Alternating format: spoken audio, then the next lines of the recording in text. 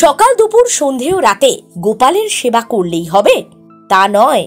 বাড়িতে গোপাল পুজো করা হলেও গোপালকে কখনোই একা রাখা উচিত নয়। অর্থাৎ বাড়িতে লাড্ডু গোপালকে একা রেখে কখনো বাইরে যাবেন না। আরো অনেক নিয়ম রয়েছে। পুজো নিয়ম সম্পর্কে জানুন বিস্তারিত। আমাদের ফলো অথবা সাবস্ক্রাইব করে রাখুন। গোপালকে অনেকেই নিয়ম মেনে সেবা দেন। সকাল দুপুর সন্ধে রাতে গোপালের সেবা করলেই হবে তা নয়।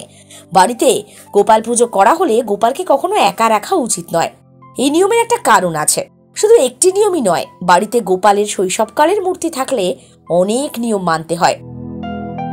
বর্তমানে অনেকের বাড়িতেই গোপাল পুজো হয়। জন্মাষ্টমীর দিন সেই পুজোর আয়োজন দেখলে চোখ কপালে ওঠে। মিষ্টির দোকান, দশকর্মার দোকান, ফুলের দোকানে কৃষ্ণ প্রেমীদের ভিড় চোখে পড়ে। হিন্দু ধর্ম মতে লাড্ডু গোপালকে বাড়িতে সন্তান স্নেহে পুজো করা হলে ভক্তদের গৃহে পরিবারে সুখ সমৃদ্ধি বজায় থাকে, সমস্ত ইচ্ছে পূরণ হয়। গোপালকে অনেকেই নিয়ম মেনে সেবা দেন।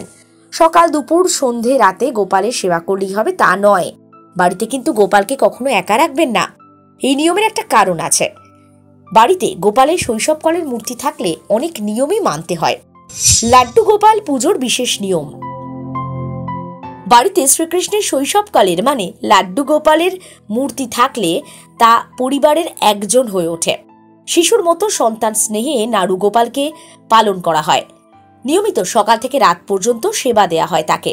তাই সন্তানকে যেমন কখনো একা রেখে বাড়িতে যাওয়া হয় না, বাড়িতে ছোট্ট গোপালকেও একা রাখা উচিত নয়। বাড়িতে একা ছোট সন্তান যেমন ভয় পায়, গোপালও ভয় পেতে পারে। তাই কোথাও বাইরে বেড়াতে গেলে গোপালকে নিয়ে যান। পুজোর সময় কি কি মাথায় রাখবেন? প্রতিদিন গোপালকে শঙ্খের মধ্যে জল ভরে স্নান করান। স্নানের পর পরিষ্কার পোশাক পরাবেন। শঙ্খের মধ্যে দেবী লক্ষ্মীর অধিবাস বলে মনে করা হয়।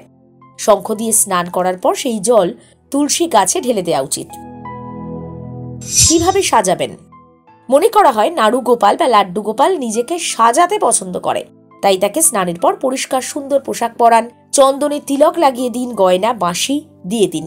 মনে রাখবেন, যে মুকুট পরাবেন তাতে ময়ূর পালক রাখবেন। কতবার ভোগ নিবেদন করবেন?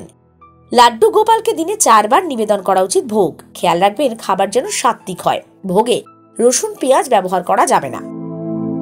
আপনাদেরকে জানিয়ে রাখা দরকার যে গোপাল পুজো প্রত্যেকে নিজের মতো করে করেন। অনেক নিয়ম থাকে শাস্ত্রে, অনেক নিয়ম মেনে চলাও হয়।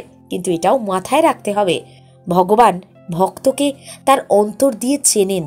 তাই আন্তরিক টান সব থেকে বড় উপচার।